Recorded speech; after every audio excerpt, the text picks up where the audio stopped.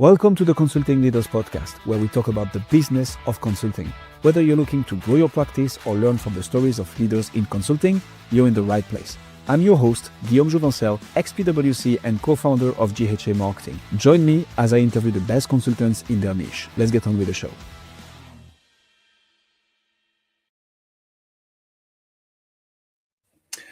Kamal, this is finally happening. Welcome to Consulting Leaders.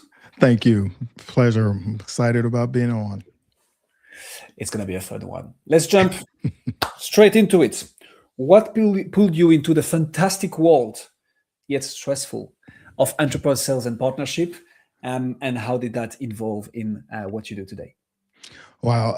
I actually came in from my engineering. I started my career as an engineer, and one of my interns, actually, I was a drafter. So I did gas stations, actually, and I was actually upselling canopies to the gas stations. Now, I didn't know that I was at the time, but one of the managers came to me and said, "Hey, do you know you've upsold like $1 million worth of canopies? You know, like, what are you doing?" And I'm like, I don't know. I'm just really being transparent about things. So I don't know how it evolved. And he said, "You know what? You should probably go into sales. You would be really, really good at it." And that's kind of where it started. And from there, I kind of went through an entrepreneurial journey for a little while, and then got landed into enterprise sales with my first position being at LexisNexis. Okay, so Kamal, you're gonna have to help me understand a thing or two here. What is canopies? What were you selling? So at a gas station, they have the big canopies for the rain and all that type of stuff. So okay. I was a designer of new ones. It was at the time when here in Ohio, they had a company called Ohio. BP had bought them out, and they were redesigning all of the gas stations. And a lot of times these were owned by individual people or smaller companies. And they would have these really small canopies. And, I just would bring to their attention, like, hey, you're in the Midwest, you have all 4 seasons, and your competitors have these large canopies. You're going to lose business if you get this smaller canopy. So after they started to think about it, they're like, you know what, you're right. And then it would, expand the size of the canopy. And they're expensive. I mean, it could be $250,000 to $500,000 for those canopies. I love that. What pushed you to do that on top of the engineering work? Why did you go and sell canopies? And like I didn't try to on what their competitors were doing. Yeah, I didn't try to. It wasn't that I necessarily knew all of that. It was just me really being transparent. They would ask me questions about the canopy, and I just gave them kind of here's my honest opinion of the canopy.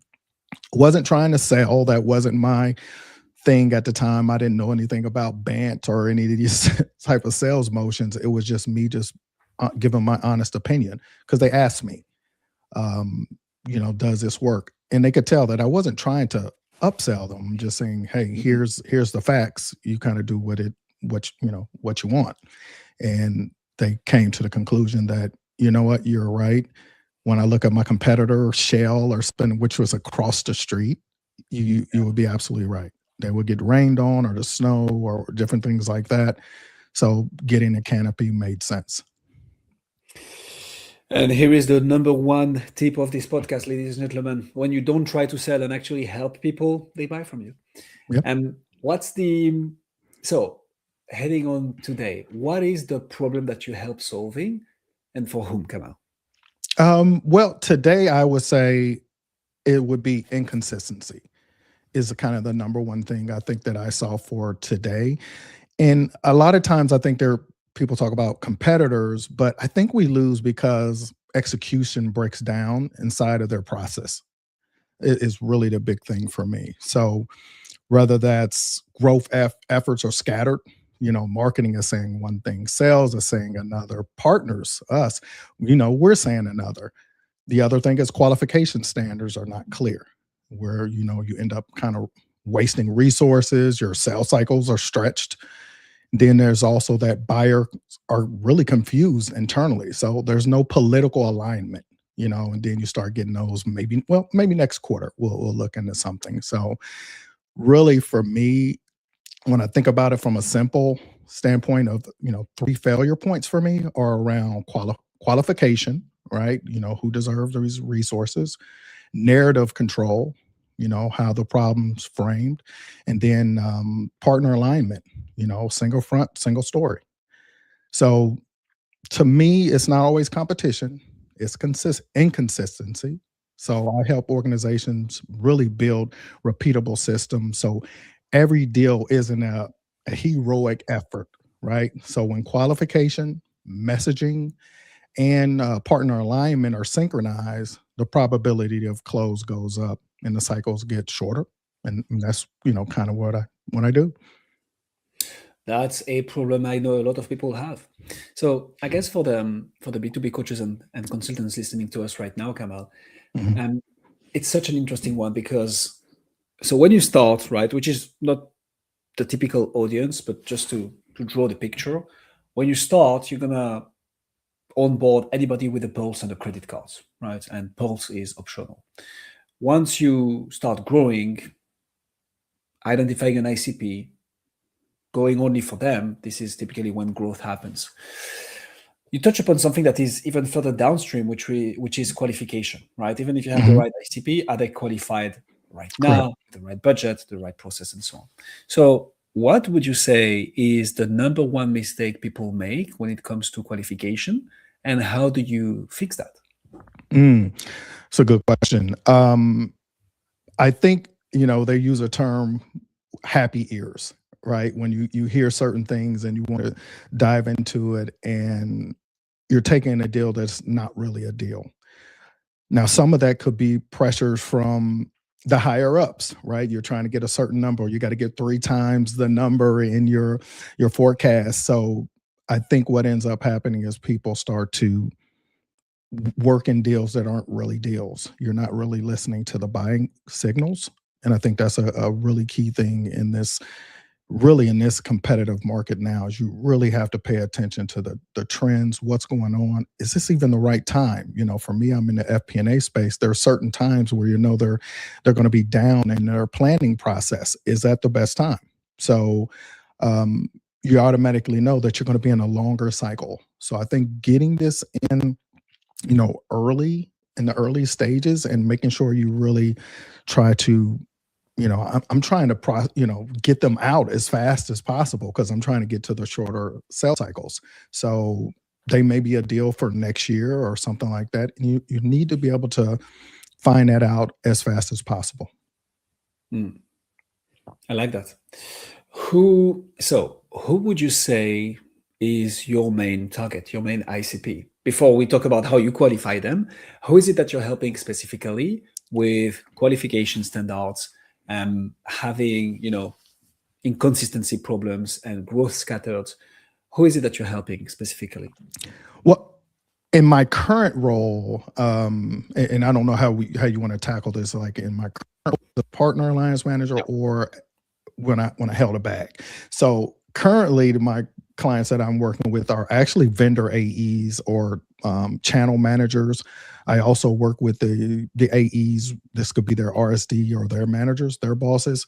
But I also work with end users. That could be like the CFO, FP&A folks. That could be the CTO as well.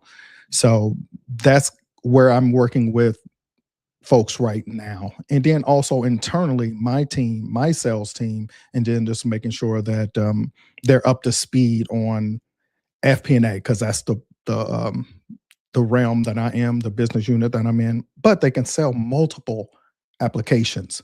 So it's like, how do I make sure that they, our guys are up to speed on FP&A? I love this because there is knowing your process, your ICP, but also your product and your niche. At the end of the day, it's going to be about inconsistency is bad, consistency is good. Having marketing, sales, even branding, delivery aligned is important. Yes. And making sure that you have the right qualification process is important. But then knowing who you're talking to, knowing them almost better than the product is Yeah. gonna be key in sales. By the way, for anybody listening, AEs means account executive, right? Which are the higher level of sales operatives. How do you Kamal, market to those people? Because I guess there's gonna be multiple layers to this, right? One does not necessarily know that they are inconsistent. One does not necessarily see or understand that growth is scattered. So I guess in your communication and in your experience, how do you make AEs, business founders, executives problem aware, then solution aware of what you can do for them? Like, how do you think about marketing in your practice? Well, I look at it more of like a portfolio base versus, not just a single channel. So Excellent. for us, we're looking at things like we get partner introductions, right? So you want to make those are a lot warmer leads. We also get referrals, and that's just from doing the work that we do here at Capitalize. We get a lot of referral work from there, and then thought leadership and content. So now we're getting kind of into that, so maybe that social selling aspect of it. So we want to create familiarity before contacting folks. So that helps. Also outbounding. So we built out for us a third-party BDR system that helps a lot with us. Webinars are also another good one for us. I think in some instances, educating really beats out pitching. So we want to make sure we're getting in front of folks. And those are just a few of them. Now for me, I do go maybe a little step further because I think you got to really differentiate yourself in the market. So I may use videos as well. So I may send some information out to folks about, hey, here's a trigger event that's going on. I want to make sure that they know that we know what's going on in their market and what can I do to stand out?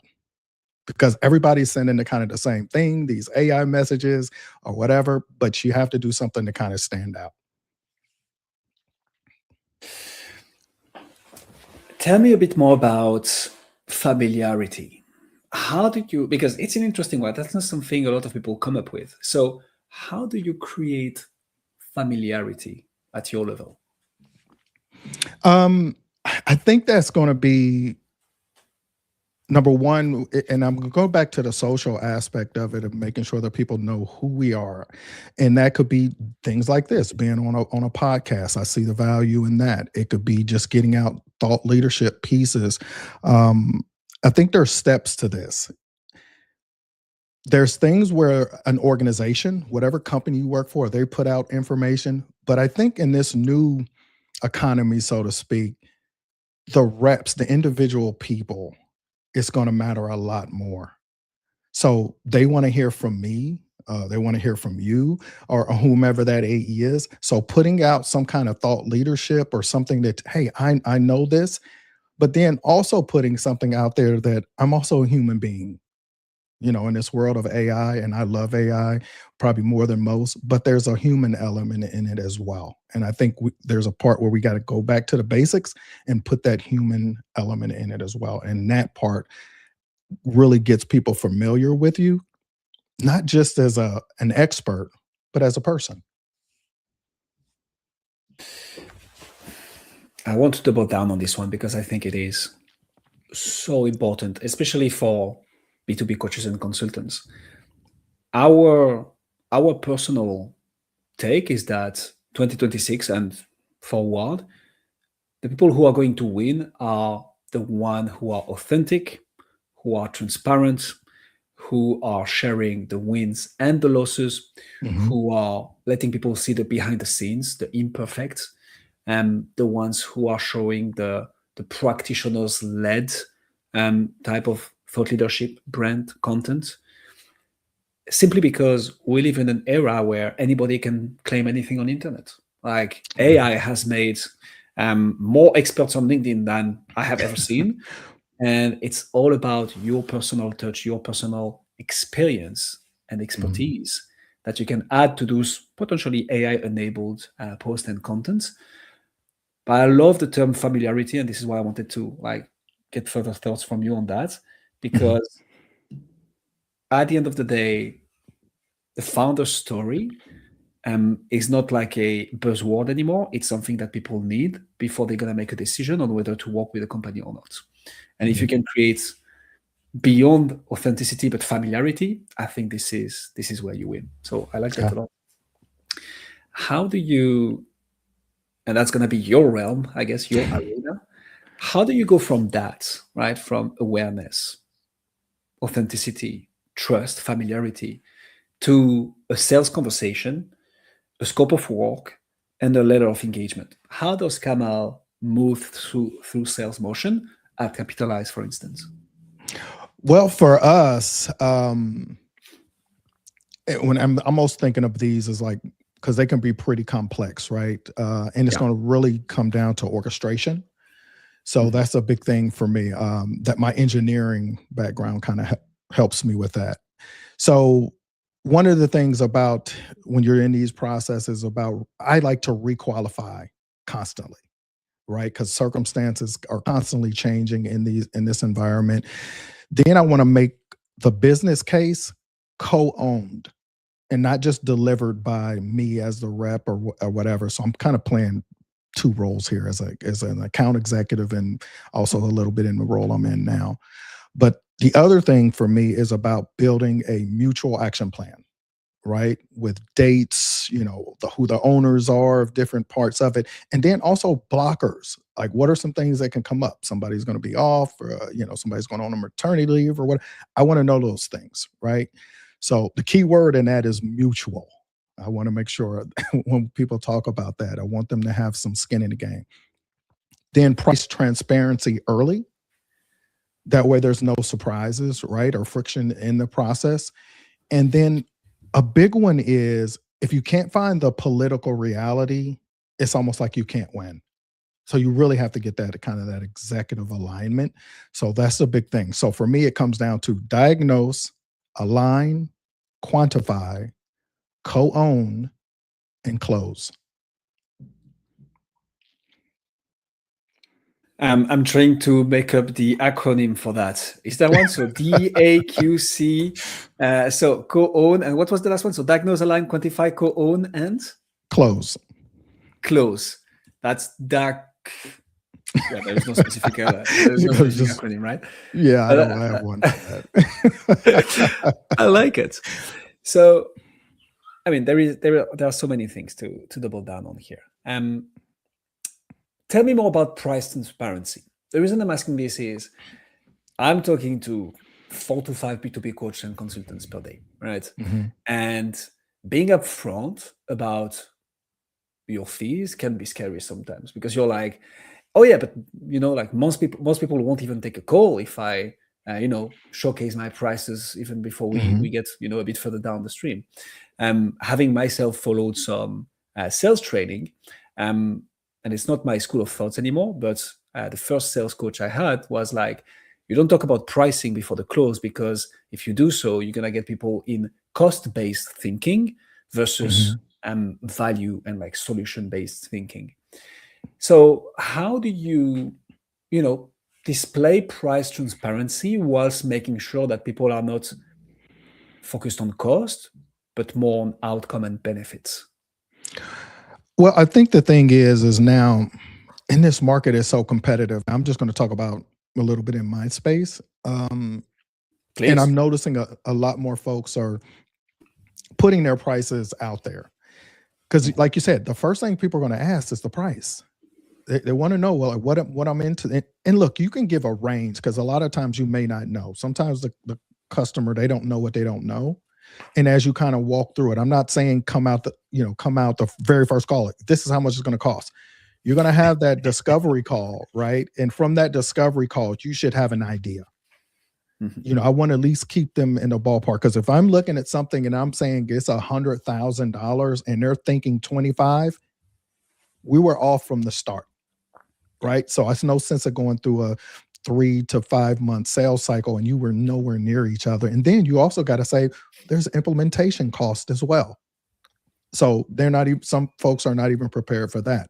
So giving them an idea, and this to me is about just transparency. People love honesty. And I would rather you tell me the truth And look, I don't mind paying extra for something if I see the value in it. But I also like the fact that somebody's honest with me up front. And this may not be a fit, and that's okay. You may not be a fit for us. We're maybe in this top tier up here. I'll recommend, hey, here's some folks I can recommend that are probably in your price range. I can't tell you how many times I've done that in my career, and then somebody comes back to me a year later like, hey, we're ready to play in your area now, your arena. But the reason I'm coming back is because at least you were honest with me and you gave me other options. So I don't think you have to be, it doesn't have to be this zero sum game that I think that's played a lot. I love this. And it's funny because we talked about this in an episode recording today, but I'm going to double down on it today because this is such for me, an important learning from 2025, which is, as much as salespeople don't want to hear this, and by salespeople, I also mean, B2B coaches and consultants doing their own selling. And there is such a thing as the right time. And yes, you want to create urgency. Yes, you want to make sure that people feel the pain and see the pain that they're going to endure if they don't fix the problem and so on. But sometimes it's just not the right time. And you need to understand that also. And that's back to how you properly qualify, right? Which is something that you insist on a lot, which I like. But like qualifying properly and acknowledging when, okay, this is not the right time. Because what often is going to happen is that if you manage to close because you created that urgency and played on it, the only thing that you're really doing is you're pulling the sales forward, which means it would have happened at some point, just not right now. And there is nothing wrong in pulling sales forward, right? But you also might want to focus your efforts on the people who are ready now, because you know that this is going to end up in a client anyways. But I like that, and doing the right thing at the right time, being transparent, also in the pricing, that helps a lot. Right. How do you? A bit of a curveball for you, Kamal, because obviously your background is in sales, right?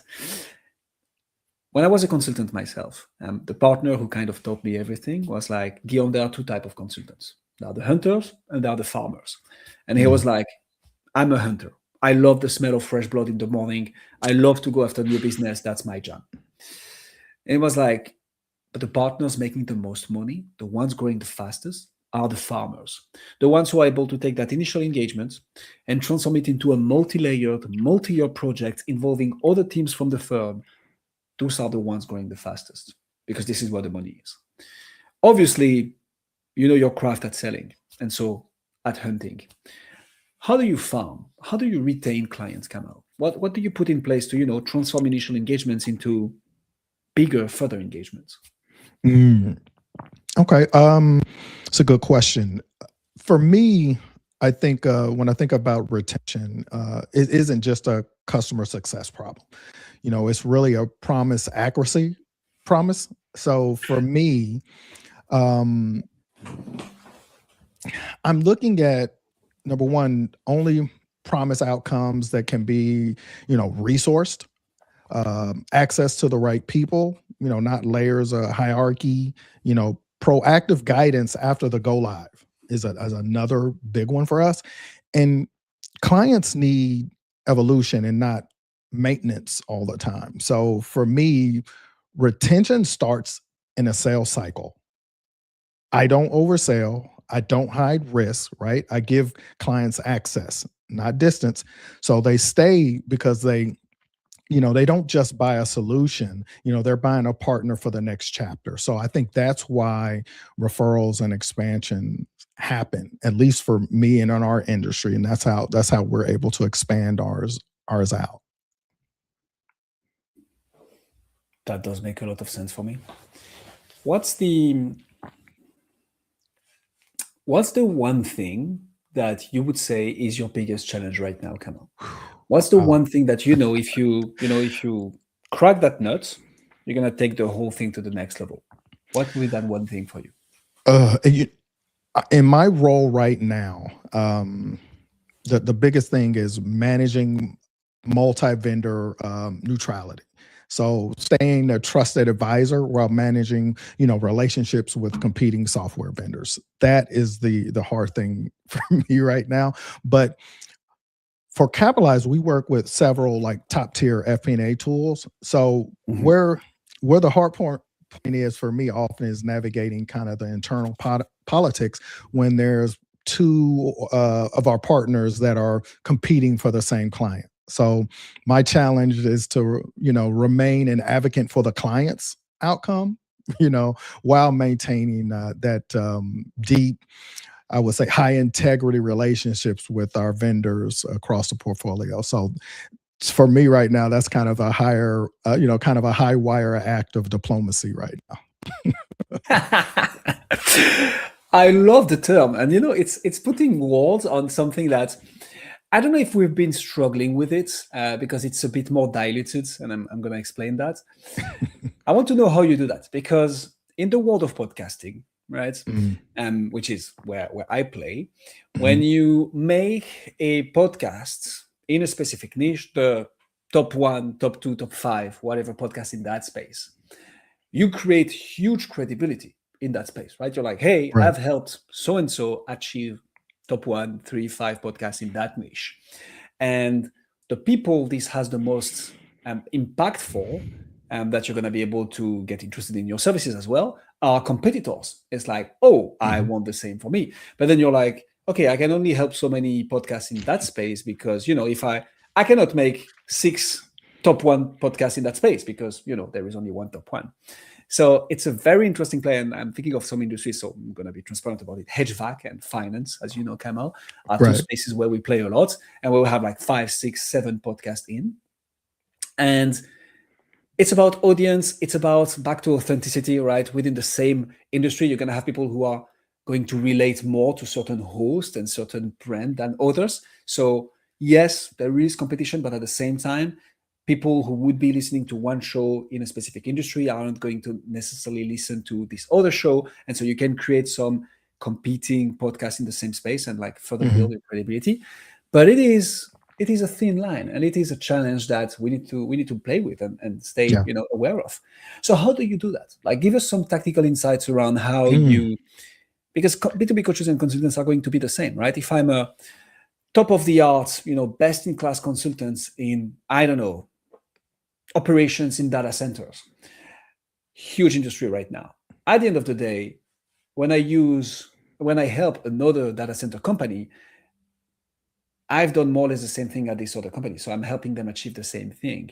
So how do you play with that? How do you walk around that challenge? Well, the very first thing is being upfront about it from the start. Is that, hey, I work with other, companies, or in this case, my case, it could be your competitors. So I think the first part is just flat out transparency. But then there's also, I'm going to give 100% to each one of the folks that I'm dealing with. Now, we may come up with a different strategy, because something that you touched on is that maybe they like the way that this person talks, or this person has, they have a different personality, or they're funnier.